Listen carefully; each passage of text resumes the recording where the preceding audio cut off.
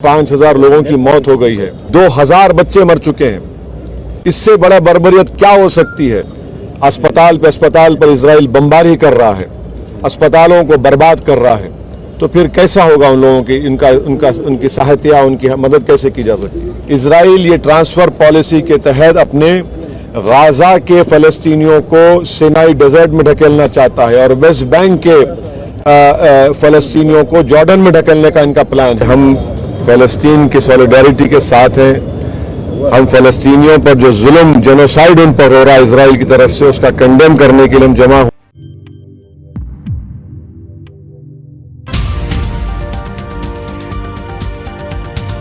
पास किए। उसमें आज हम इस बात का हम रेजोल्यूशन पास किए कि जो पैलेस्टाइन 1948 में इजराइल ने ऑक्यूपाई किया, 1967 जो ऑक्यूपाई किया, वो पैलेस्टीनियन लैंड है और गाज़ा ये तमाम पैलेस्टीनियन को वापस होना चाहिए।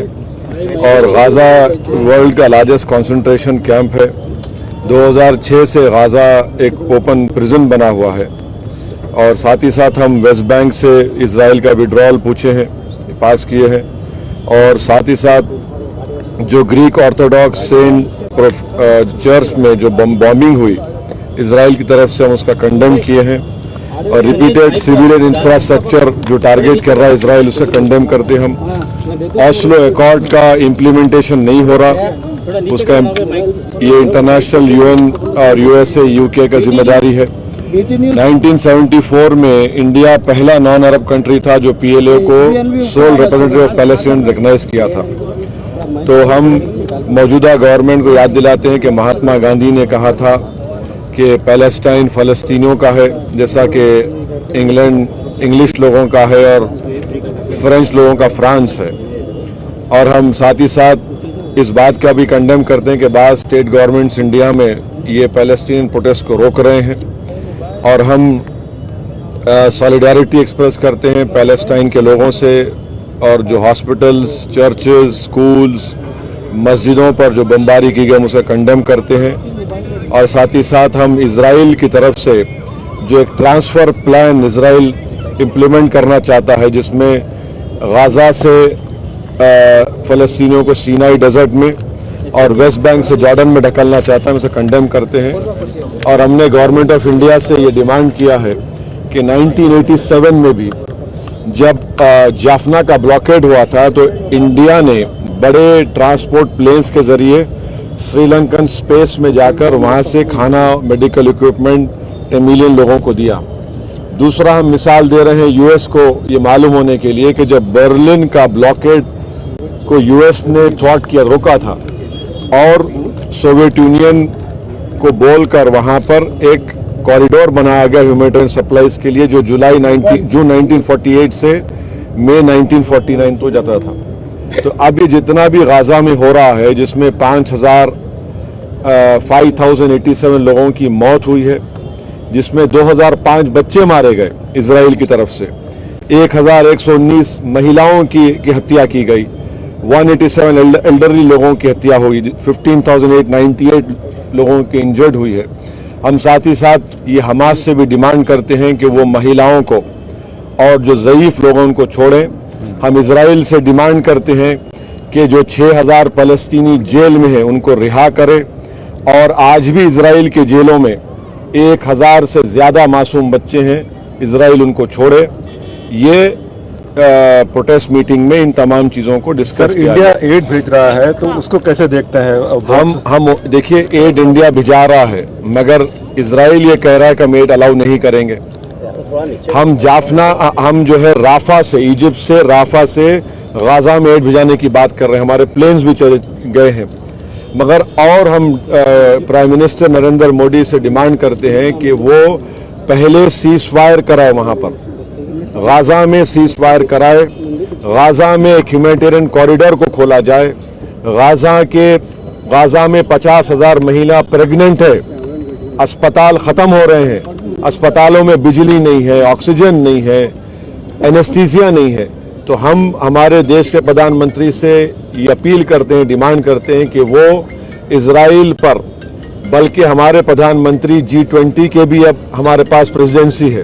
तो हम जब यूक्रेन पर हमले का कंडेम करते हैं तो ये भी हमला कंडेम करके वहां पे ह्यूमैनिटेरियन एक कॉरिडोर खोलना चाहिए ताकि गाजा की जनता को ह्यूमैनिटेरियन रिलीफ मिल सके। हम उम्मीद करते हैं कि हमारे देश के प्रधानमंत्री ये बात इजराइल को करेंगे और इसका एक कॉरिडोर खुलवाएंगे और एड की जरूरत है वहां पर। आप अंदाजा लगाइए कि 5000 लोगों की मौत हो गई है। अस्पताल पर इजराइल बमबारी कर रहा है, अस्पतालों को बर्बाद कर रहा है। तो फिर कैसा होगा उन लोगों की उनकी सहायता, उनकी मदद कैसे की जा सकती है? सर, एक और एड के साथ आज प्रधानमंत्री ने भी कई देशों के हेड से बात की है, एफर्ट्स कर रहे हैं। नहीं, प्रधानमंत्री से अभी प्रधानमंत्री के पास दिसंबर तक G20 की भी जिम्मेदारी है।